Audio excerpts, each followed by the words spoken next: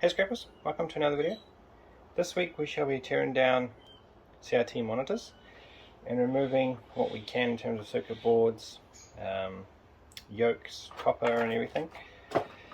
I've got a few of them here, so I thought I'd rip into them like I did with those flat screens, those plasma ones, and see what we can retrieve from them. So let's make a start. I'll just be reducing them pretty much to circuit boards and stuff, and the screens. I won't be breaking anything down in this video. How do we do this? It's been a while since I've done a CRT monitor.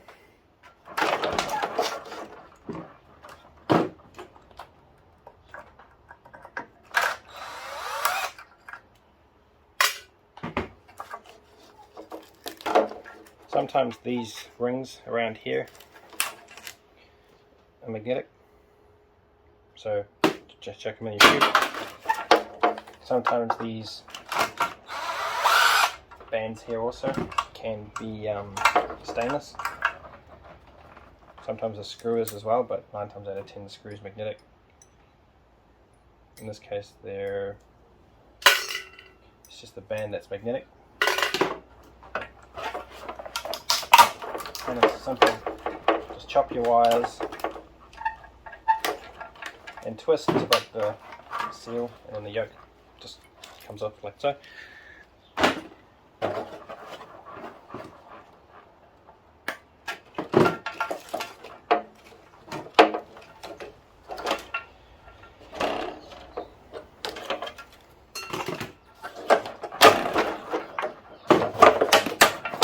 So every TV has its pros and cons.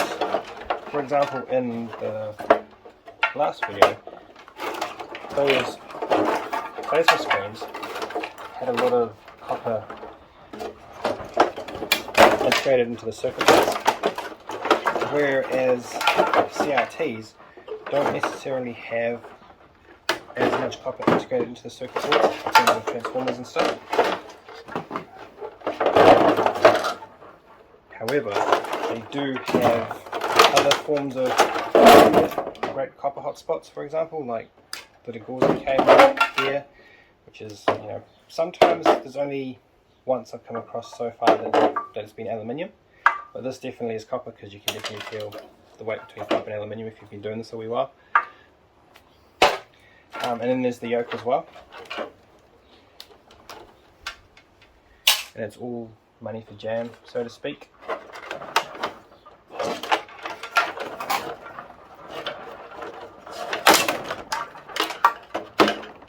So there's that circuit board out. So we have a little bit of quality here. There'll be some copper under here, copper under there. Inside your tuner here, you have copper, big ferrite piece of soft iron.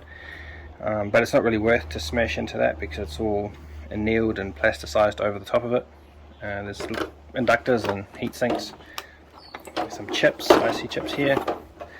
So I'll break this all down in a future video and see how much we get. But for now, I'm just going to chuck it all aside.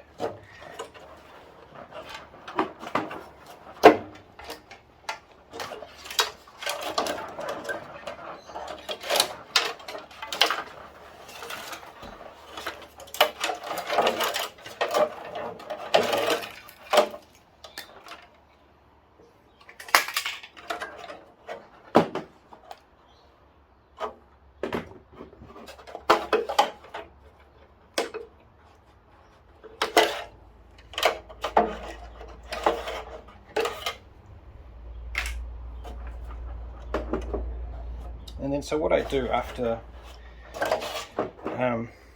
removing all of the screens, the screen in this case,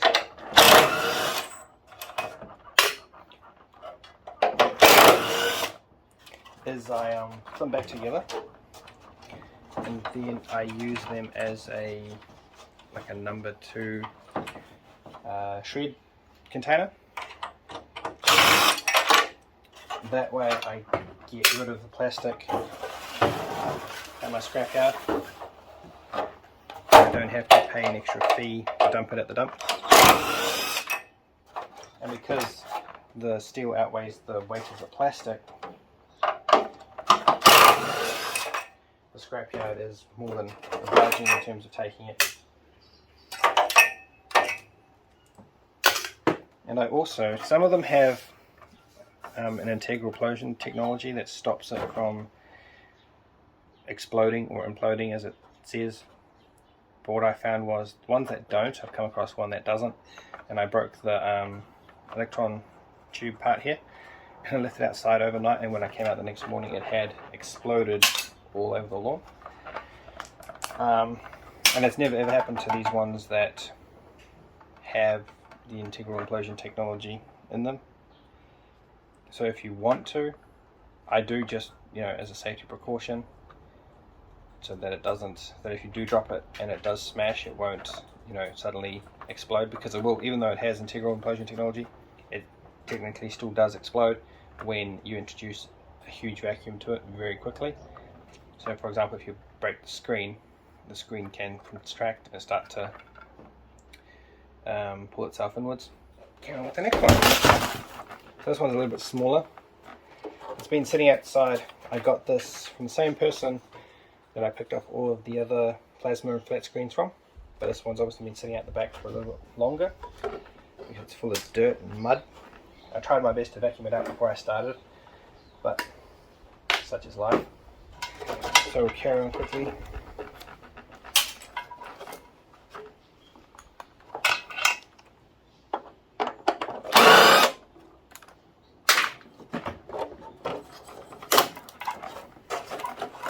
As you can see, the board is really flimsy too.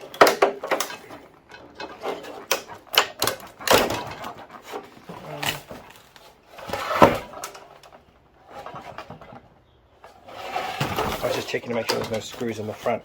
So there's a nice heatsink with a plasticized Bakelite covered MOSFET copper transistor.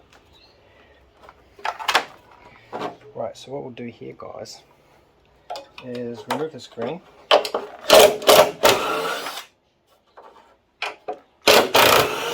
Which will give us more space to work inside and try and see what's holding this circuit board in.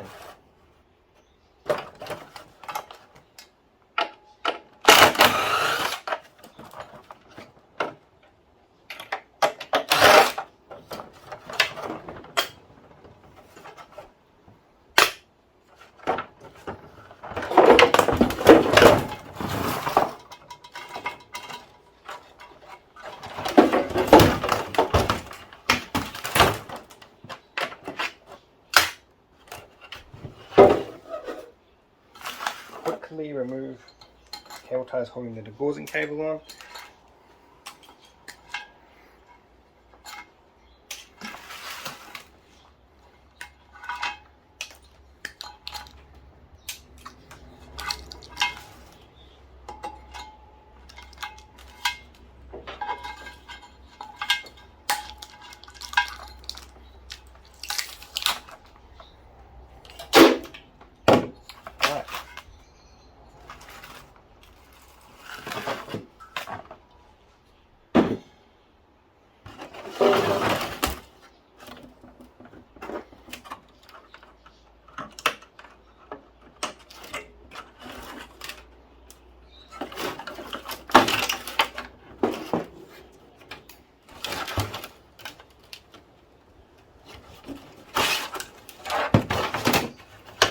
So that goes now with all the dirt, snail poo and all in there too, so I'll hose it out.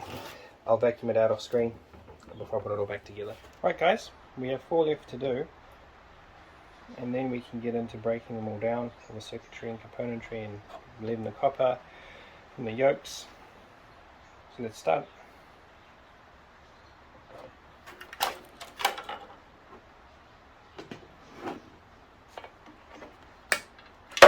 As I say, I'm only taking them apart, I'm not breaking them down this round.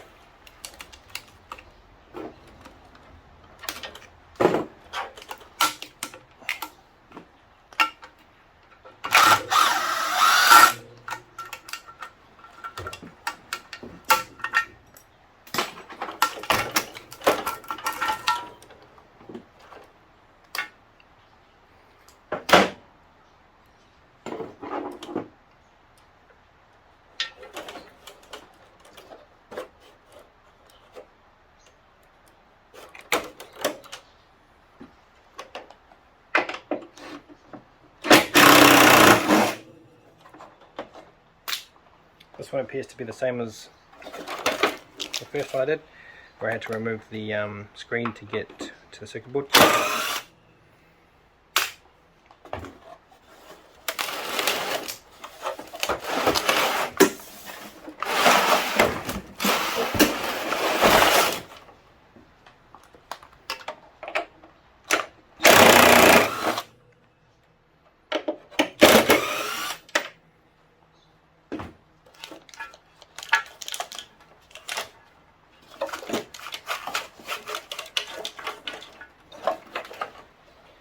Let's just try something first.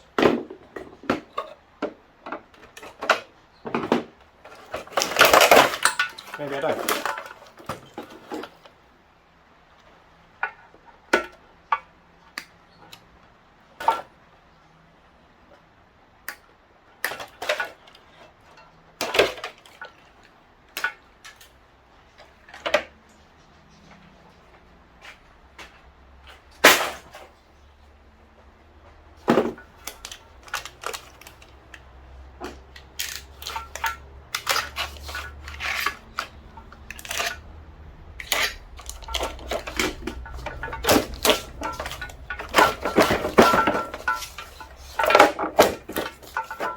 Nice bit of de-gausing cable again. Right. And this here is copper too. I'll just cut all the brass joins off and all the soldered points too. Right, and now all we need to do is lift it out, and then we can move on to the next one. And here we have Panasonic. This is the smaller one. There is a bigger one, as you'll see next, and it's a lot heavier than this one as well.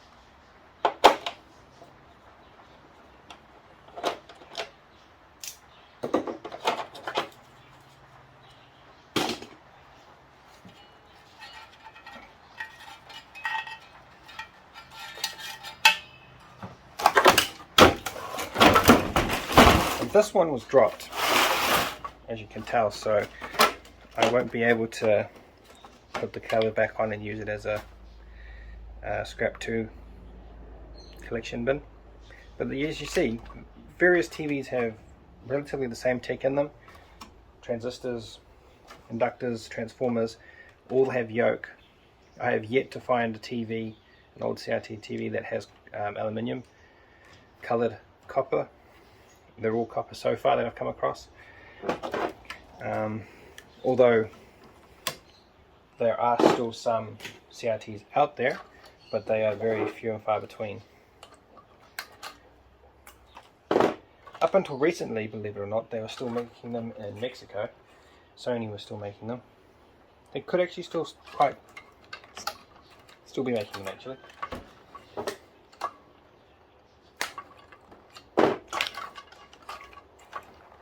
And sometimes they'll be amalgamated to the electron gun. So if you pull this off and you hear a hiss, then you've broken the vacuum. It's not a bad thing, it just makes a hissing sound.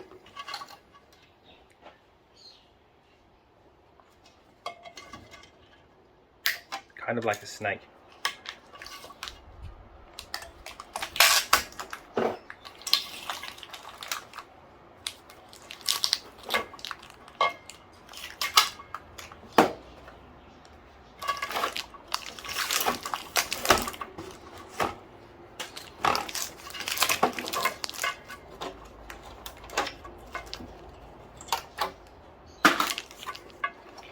Right, let's start at the beginning. It's a very good place to start.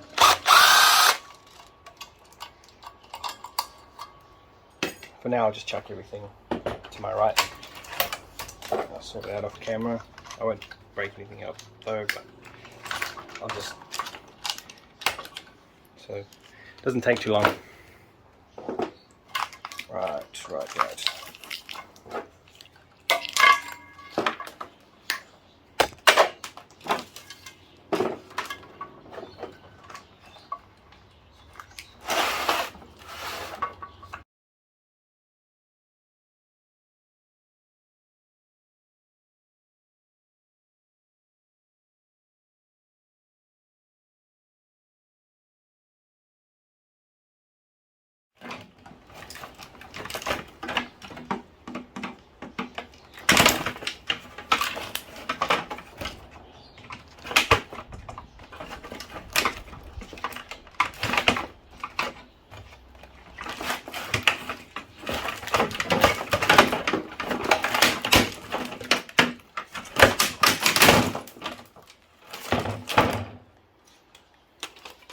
So it's not bad componentry. Again, the same stuff really. Transformer, inductors, relays, MOSFETs.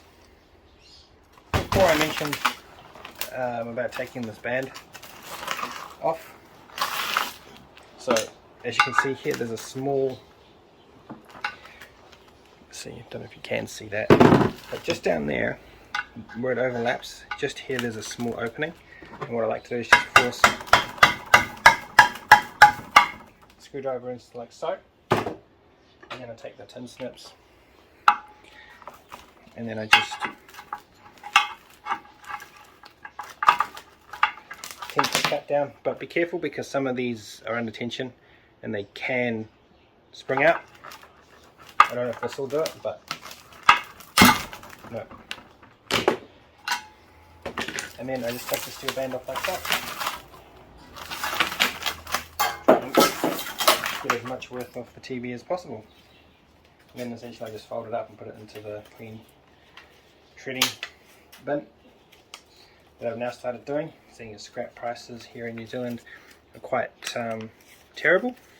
Well, I suppose they're quite terrible over the world actually.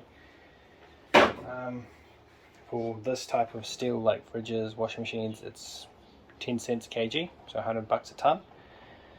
Whereas before inflation, it was 230 a ton, or 23 cents a kg.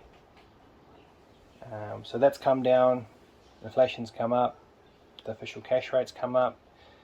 and on top of that also the waste fee that they charge at the scrapyard for all of this plastic type stuff, that's gone up now to $30 as well per ton, which is quite a bit of a sting. There's a bit of a sour taste in the mouth, as you can imagine, because to amass a ton of scrap steel at best is a lot of hard work. I mean, 6 hours, 10 pickups that I used to do.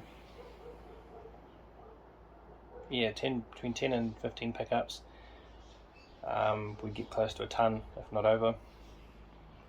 So now we've got to do that for less money, and then the cost of fuel is still the same, although it's come down a little bit, about 50 cents. I mean, but you know, you don't really see that effect until you actually fill your vehicle up. So, you know, 10 cents here, 20 cents there is infinitesimal. That only applies to those who fill their car up every day, truck drivers, that sort of thing.